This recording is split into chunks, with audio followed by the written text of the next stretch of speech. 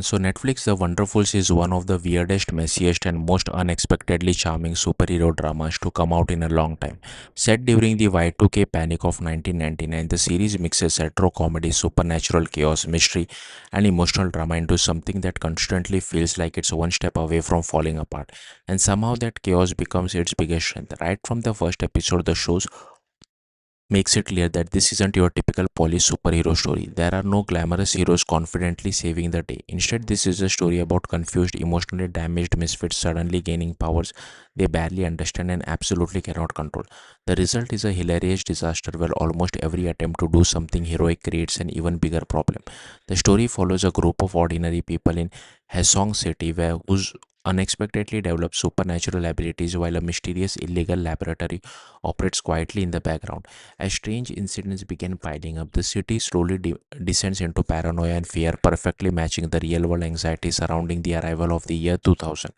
The Y2K settings ends up giving the series a personality that instantly separates it from modern superhero dramas. Instead of sleek technology and futuristic cities, the Wonderfuls embrace messy streets, outdated electronics, conspiracy panic, and small town confusion. The atmosphere constantly feels unstable, which works beautifully for a story about people who suddenly lose control of their own lives.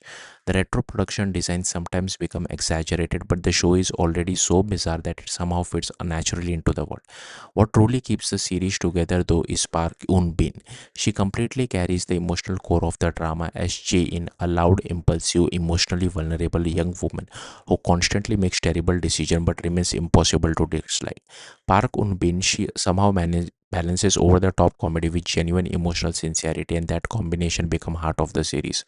One moment she is causing absolute chaos with her powers, and the next moment she is quietly revealing the loneliness and fear hiding underneath all the noise. Cha Yun Woo takes a very different approach with his character Un Jo.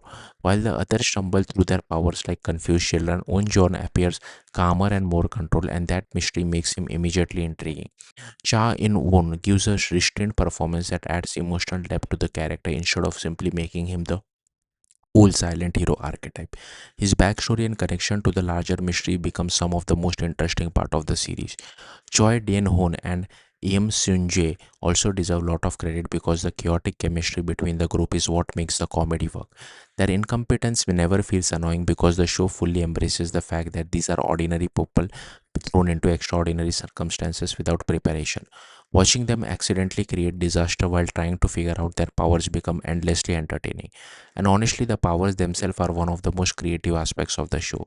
They are not treated like flashy action tools, instead, they feel like expressions of each character's emotional struggle and personal flaw. Every supernatural ability reflects something deeper about the person using it, turning the series into more character driven drama instead of traditional action heavy superhero story. The series also delivers a surprisingly effective villain in Ha Wundo. Seon Hoon Jo plays him with calm, manipulative control rather than exaggerated villain. What makes him terrifying is how believable he feels. He uses fear, uncertainty, and public panic to manipulate ordinary people almost like a cult leader hiding behind rationality. In many ways, he represents the darker side of mass paranoia and social control, which fits perfectly within the Y2K setting. At the same time, the series definitely struggles with pacing. Every episode runs over an hour. The storytelling occasionally loses momentum because of unnecessary subplots and uneven narrative focus. Some storylines feel underdeveloped while others drag on far longer than necessary. There are moments where the show feels like it's wandering aimlessly before suddenly finding its emotional core again. But even when it becomes messy, The Wonderfuls remains surprisingly watchable because of how confidently it embraces its imperfections. The series understands that its characters are flawed, confused, and emotionally unstable, and instead of trying to smooth these edges out, it builds the entire experience around them. In the end, The Wonderfuls is a chaotic, funny, emotional, and refreshingly different from most modern superhero dramas. It may not always be consistent, and the pacing definitely tests your patience at times. But the performance, emotional warmth, retro atmosphere, and complete willingness to be weird make it a genuinely entertaining experience. It's less about saving the world and more about confused people trying to survive their own emotional disaster while accidentally creating supernatural ones along the way. Thank you for watching. Bye.